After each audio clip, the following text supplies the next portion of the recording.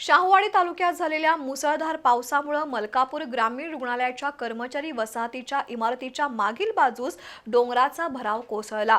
रुग्णालय आणि आरोग्य कर्मचारी वसाहतीवर दरड कोसळल्यामुळे मोठा धोका निर्माण झालाय।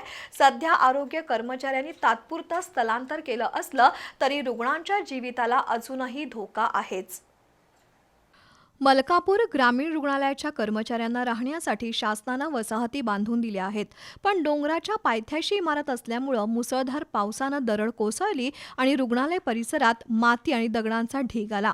खबरदारीचा उपाय म्हणून सध्या आरोग्य कर्मचारी आणि रुग्णांचं स्थलांतरण सुरू झालंय। दुसरीकडे यापुढेही दरड कोसळण्याची भीती असल्याने डॉक्टर, कर्मचारी आणि रुग्णांमध्ये अस्वस्थता आहे। सार्वजनिक बांधकाम विभागाचे अधिकारी, तहसीलदार सुषमा जाधव, जिल्हा परिषद सदस्य सर्जेराव पाटील, पंचायत समिती सदस्य अमरसिंह खोत यांनी या परिस्थितीची पाहणी केली असून तातडीनं आरोग्य कर्मचाऱ्यांना स्थलांतरित करण्यात आलं। काही नागरिकांनी डोंगरावर उत्खनन करून आणि अतिक्रमण करून घरं बांधली आहेत, त्याकडे मलकापूर नगरपालिका प्रशासनाचं दुर्लक्ष आहे।